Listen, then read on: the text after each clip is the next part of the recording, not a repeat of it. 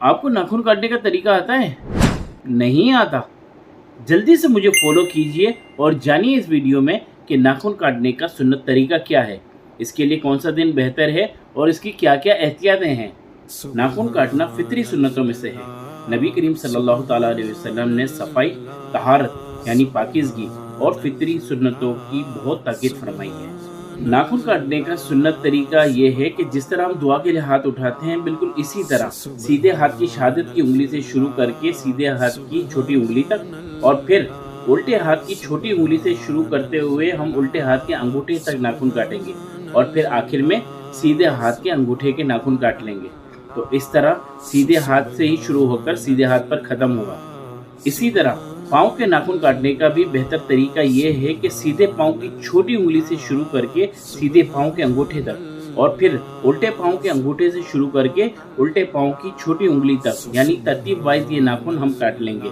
नाखून किस दिन काटने चाहिए और किस दिन नहीं, आइए जानते हैं। नाखून पूरे हफ्ते में किसी भी दिन काटे जा सकते हैं सिवाय बुध के, क्योंकि बुध के दिन नाखून काटने से मना किया गया है, क्योंकि इससे बर्स यानी कोर के मर्ज होने का अंदेशा है। और अलबत्ता अगर 39 दिन से नाखून नहीं काटे और बुध के दिन 40वां दिन है और अब अगर इसने नाखून नहीं काटे तो गुनाहगार होगा। लिहाजा अब इस पर वाजिब है कि नाखून को काटे, क्योंकि 40 दिन से ज़्यादा नाखून रखना नाजायज़ और मकरूह तहरीमी है।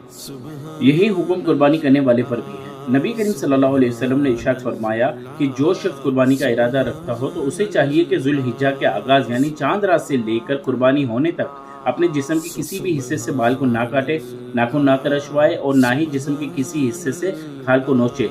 ये शरीयत का पसंदीदा अमल है और जो इस पर अमल करेगा ढेरों अजर व सवाब हासिल करेगा।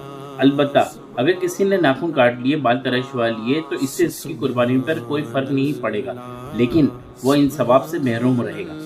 मिरातुल मनाजी में है कि जो कोई मोहताजी से बचने के लिए जुमेरात के दिन नाखून काटेगा तो वो इंशाअल्लाह अज़्ज़वजल कभी फ़कीर यानी गरीब ना होगा।